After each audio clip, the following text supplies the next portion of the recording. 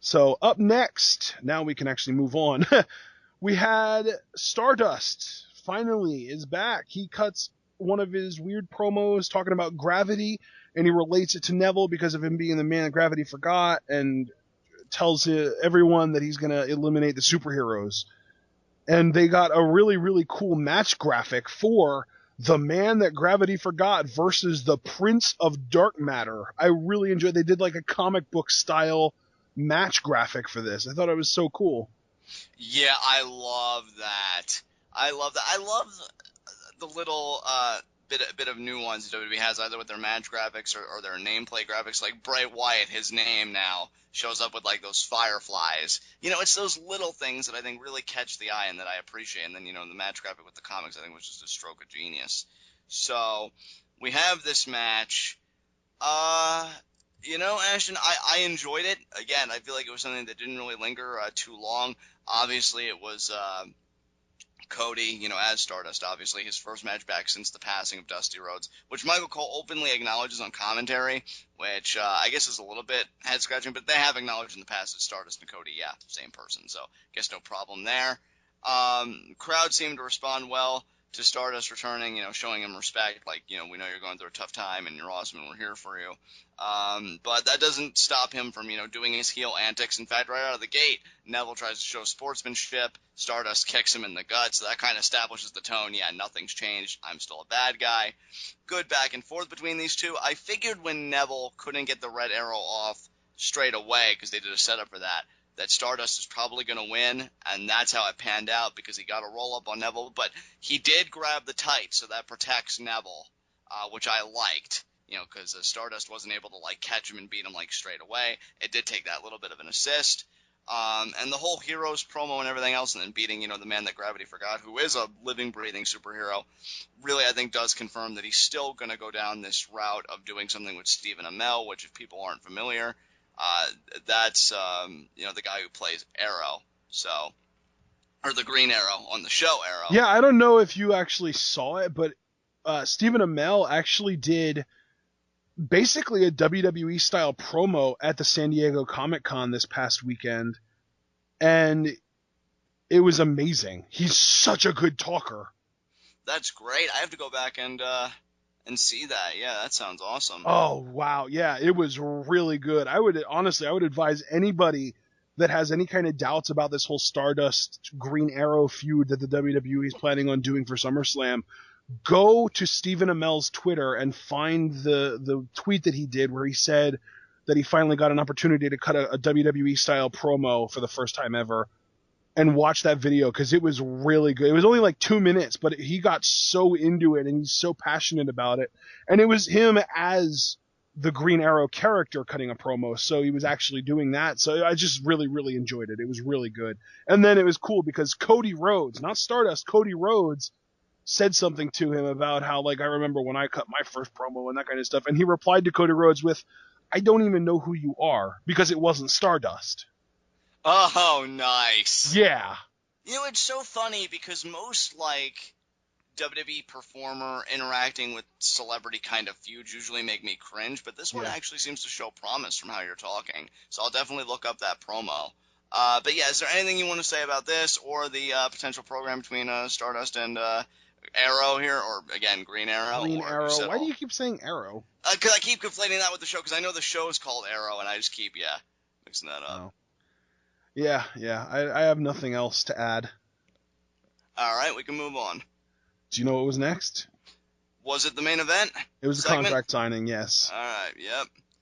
Rollins comes out, talks about how sick he is of seeing footage of the Cadillac and how he's going to beat Brock Lesnar and burn down Suplex City, and then Brock comes out. And as they're sitting at the table, Paul Heyman tells Rollins that ever since you turned on your brothers, your so-called brothers in the Shield, I've wanted to see someone get their hands on you. And he's talking about how all these people do, and then Brock is going to get his hands on you.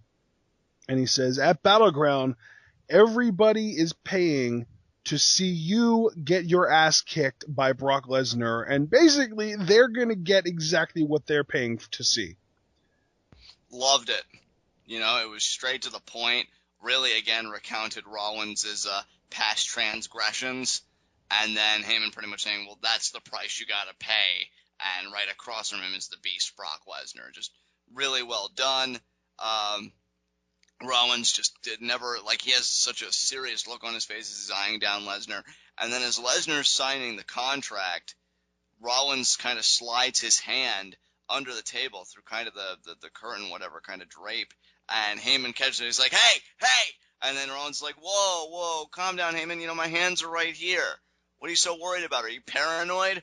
But then I love the relationship between Heyman and Lesnar being demonstrated because Lesnar trusts Heyman explicitly. Yes. So it's not like, oh, Lesnar's going to look like an idiot because they're Right. just going to let it slide, and Heyman's going to be like, I guess I saw something. No. Heyman just tells him, look, I know I saw him do it. And Lesnar, not second-guessing his advocate, that's what I was looking for because Heyman says it all the time, flips over the table, pretty much hits Rollins with it, pretty much tosses the table at Rollins, it looks like. Rollins left scrambling out. Lesnar begins doing shoulder thrusts to Kane in the corner.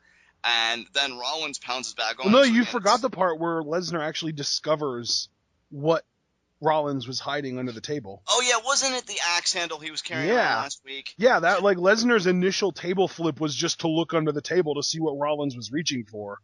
Yeah, that's right, because then he grabs the axe handle. And then he flips the table back up and sets the axe handle on it and just sits there, waiting for Rollins to make his move. And Rollins is an amazing actor because the way that he was acting, it was like, oh my God, is he a T-Rex? Can he only see me if I move? I don't know what's going on right now. And he sort of just started to inch towards the table, and then he really quick, like a freaking praying mantis, strikes and grabs the axe handle and backs up, and he's like, ha ha ha, I did it! I got my weapon, you guys! I have a chance now! And then Lesnar flips the table and destroys everyone. Hey, I loved it.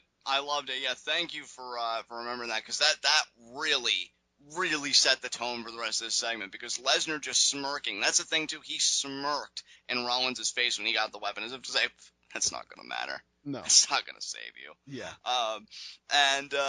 Yeah, pretty much tosses the table at Rollins again. Such a great moment. Well, Rollins sold it like death. I actually thought he might have seriously been hurt. It looked that bad. Then he takes the fight to Kane. Then Rollins and Kane are kind of ganging up on him. So I'm thinking, oh, man, are we going to get a repeat of 3 weeks ago? That's really going to kind of leave a bad taste in my mouth. And they're really taking it to Lesnar to the point where Kane actually hits Lesnar in the skull with a set of steel steps. And then, like, they set it down, they set it aside, and then Rollins looks like he is going to pedigree Lesnar on the stairs, which, I mean, Ashton, you said it best. This would have been an opportune time to, bring the curb stomp back. Because Lesnar's able to power through, and he pretty much spears Rollins, like, into the barricade. Yeah. Taking him out. And then, like, that isolates him and Kane, and he takes Kane out with an F5 on the floor. And, Rollins sees that, and I don't think he gets any more offense on Rollins, because I think he goes running. So, yeah, he ate a German suplex from Lesnar in this thing, and, he got a little bit more offense on Rollins, again, with that spear into the barricade, but still not getting quite enough, not quite the pound of flesh from Rollins that he was looking for. But then he turns his attention back to Kane. He grabs his leg, sets the ankle on the steel step, gets the other set of steel steps, that was used on him earlier, and smashes it against Kane's leg, and Kane screams of pain. He sold it beautifully. Yeah. And Lesnar did an amazing job of protecting Kane, too, because I don't know if you noticed, but the way that he dropped the stairs on Kane, he basically dropped the corner of the stairs right next to Kane's ankle, and then flipped it over to the other corner so that it barely even touched Kane's ankle. Right. Yeah, I loved it, dude. Just so well done. And then he goes back in the ring. He's got this look on his face like he is ready to mess shit up, as if he hasn't done that enough already. Yeah. And he, poses with his championship again. Now you'd think, and I would have been totally fine for the record, because you'd think that would be where the show closes. But no, we get a little bit more, because first we get a replay of the whole destruction of Kane. And Ashton, I know you said that you thought it was a brilliant move, as did I. There was actually a camera where Rollins had ran to so they could get his reaction shot to Kane's leg being destroyed. Oh, that was so good. Yeah, that was beautiful. Great decision and great execution all around. And I would have been cool if that was kind of, the tone they left us with. Brock Lesnar once again standing tall. But they don't. Because Rollins ends up coming back down, coming back in the ring. He's tossing chairs out like he is clearly snapped. He is clearly lost it, thinking, oh man, I'm all alone. This backup that I worked so hard to get back and to curry favor with once again is not even going to matter now. I sunk $55,000 and God knows how much the vacation in Hawaii cost for nothing. And now I'm going to face Brock Lesnar alone in 6 days. I'm going to go ahead and say the vacation in Hawaii probably cost quite a bit less than $55,000. Right. Just saying. But still, though, if we likened him to a politician the week, what was it, 2 weeks ago when he initially bought the car and everything, and the vacation in Hawaii, well, then he just saw his poll numbers, and his face has just gone pale with fear, because it's not going to end well for him at all. But then he gets on the mic, and this is what reminds me of why Rollins is so damn good. Because it's not like I've waned on him or anything, or he's lost any favor with me, but I can see why people could get tired of, like, him just always associating with the authority and being like, the cowardly heel and whatever. Because this mic work from Rollins, I thought, was superb. Yes. Dude, this was a babyface promo, straight up. I got that vibe too, which is what made, also the proceeding events after the fact a little weird, but I digress, because he pretty much tells Lesnar, like, this is how it's been since day one, huh, Lesnar? You just come in and you run roughshod over everybody, pretty much. Says, you dominated John Cena. You dominated The Undertaker. I mean, that's all you know how to do. Well, pretty much saying, I'm the champion. I, beat you at WrestleMania. I cashed in. I took this from you. And then I loved, like, his closing line of the whole thing. He said, I am going to do what no other person has been able to do or lay claim to do. I am going to beat you, and I am going to show everybody that you are not a beast, you are not a conqueror, you are a man with a pulse, and you can be beat. Love that line. Yep. Love that. You could just make that the tagline for Seth Rollins' side of selling the pay-per-view.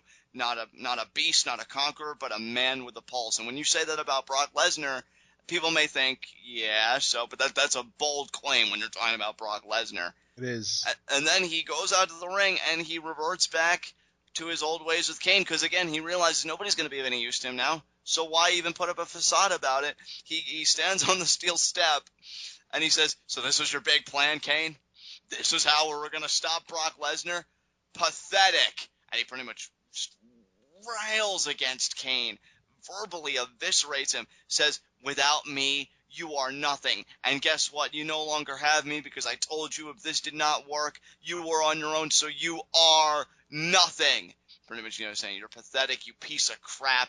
I don't need you. And then, pulling a Kevin Owens with Alex Riley, he walks over and he stomps on Kane's leg one last time before walking out. Rollins is the man. I loved that last little stomp. And I even told you while we were watching, that reminded me so much of Kevin Owens and Alex Riley at NXT in, I believe it was Columbus. Because that match is over, and then Finn Balor comes out for the save, and as Kevin Owens is running away from Finn Balor, he gets that last little kick to the gut of Alex Riley, and that's what Rollins did here. He got that last little kick to the ankle, knee, leg, whatever you want to call it, of Kane, and it just felt so triumphant for him. Like, he finally did something, Dad. I love it. Just the whole dynamic of Seth Rollins. I love the bravado in the face of just sheer imminent destruction. Yeah. And it just works so beautifully.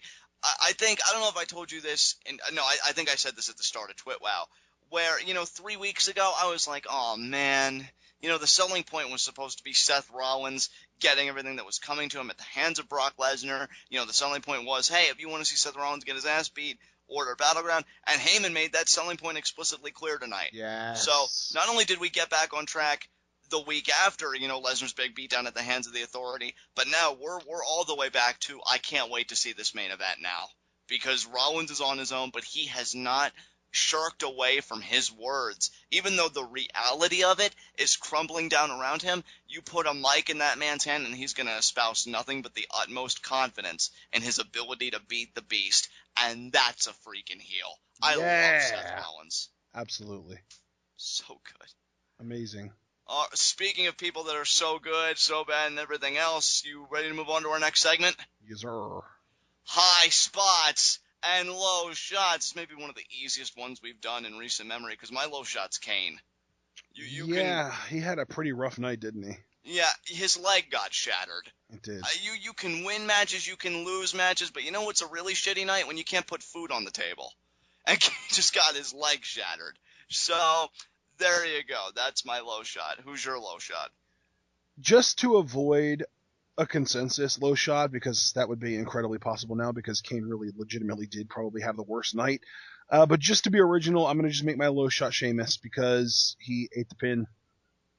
Absolutely. And he's really, I mean, if you look at every match tonight, that was, aside from the Rusev Owens-Cesaro match, which, I mean, Cesaro ate the pin, but he didn't look any weaker because of it. He looked amazing in defeat. And then Rusev won that match, and then he had John Cena beat. John Cena keeps his U.S. title, so he can't be the low shot. So really, out of all of the matches that had kind of main event level players in it, that's the only one where there was a clean loss, and that was Sheamus. So, you know that a Raw is stellar when I have to invoke my honorary high spot. My honorary high spot is Rusev. Because he showed up tonight. And okay, since I'm guessing we're gonna have the same high spot. So my honorary high spot is Brock Lesnar, because he's Brock Lesnar. Right. And again, my honorary high spot is Rusev, because he showed up tonight, and I think he showed all of us, including you and me, that maybe he's more of a mainstay, more of a complete package, more of a player, if you will, than we originally conceived him to be. But I'm thinking our high spot can best be summed up as the NXT women's division. No. The NXT women's division just lost 3 superstars. We're looking at the Divas division. Yeah. Specifically, Charlotte, Becky Lynch, and Sasha Banks. No, again, I don't even want to say that, because, yes, they're awesome because they got to debut on Raw tonight, but how big of a deal is this for Tamina, for Naomi, for Nikki Bella, for Alicia Fox, for Paige, that not only now are they injecting a little bit of life into the division as far as interest goes, with Stephanie McMahon making a big deal out of this revolution, but now they have new people to work with. That is true. So you just want to go ahead then and make it the whole Divas division then? My high spot for the night is the women of WWE in general. Yeah, you know what? I'll fix my signature to that. Absolutely, because the landscape has changed forever. It has, hopefully. We can't emphasize the hopefully enough, but I think that with Triple H and Stephanie McMahon as behind this as they are, they're not going to let Vince and Dunn's sexist asses blow it up. I really, really hope not, which is a perfect transition to our next segment, Raw Request. And are we going to have a consensus Raw Request for the first time ever? Probably, because I'm going to sum it up like this. Vince, if you screw this up, we will physically kill you.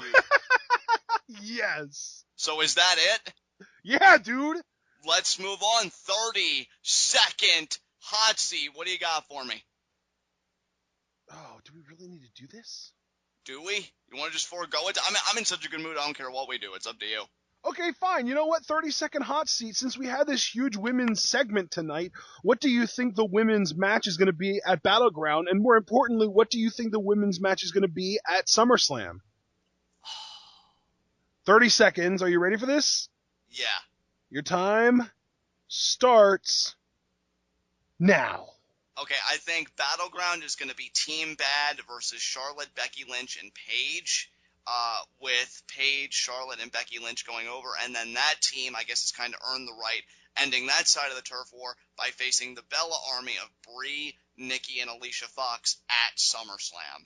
So I think that is going to emerge as the most dominant faction because, you know... So they're going to use this faction war as a way to keep the title on Nikki Bella. Yes, definitely. Well, 30 seconds is up, and I am both... incredibly excited and incredibly disappointed at the same time, because this entire thing, while it is an amazing, as Stephanie McMahon, I believe, said 2 different times tonight, a revolution, it's so disappointing that another big reason that they're doing it is to keep the title on Nikki Bella. That's just ridiculous to me. So petty. Absolutely. So anything else you want to say about this Raw? It just, I mean, I guess a secondary Raw request would be to do this again next week. Yeah, seriously. Beautifully said. And with that said, this has been Raw. This has been TWitWoW, the best wrestling podcast made for wrestling fans, by wrestling fans, on the web today. I'm John. That's my cohort and commentary, Ashton. Guys, be sure to comment and subscribe on YouTube. Again, if you haven't seen our live reactions to Sasha, Becky, and Charlotte debuting, and just that whole amazing segment in general, go check it out right now. Other than that, what did you think of Brock Lesnar and Seth Rollins' interactions tonight? What do you think of the U.S. title picture right now in Cesaro's performance, and really specifically Rusev's performance? I want to know if I'm alone on this, or if Rusev earned some of your respect tonight or kind of changed your perception of him. Be sure to take the conversation over to Pleetoff, an amazing pro wrestling group on Facebook, who I'm sure my friends absolutely loved this Raw tonight. But I get it. If you're not one for groups, if you're a person for smaller gatherings, Ashton's got you covered. You can join our TWitWoW subreddit. There you can see all of our TWitWoW episodes and comment on them there, as well as start wrestling threads of your own posed to either Ashton or myself or both of us. So keep that conversation moving, guys. One of our most regular, frequent commenters, Bray Wyatt fan, actually just joined our subreddit, so he's around as well. Yeah, thank you so much, bro. Very much appreciated. You know, I love watching you guys interact down in the comments section. Always great stuff. And we will see you again for our Lucha Underground review, where the question on my mind is, who will be the next person to claim an Aztec medallion? Until then, tune in and peace out.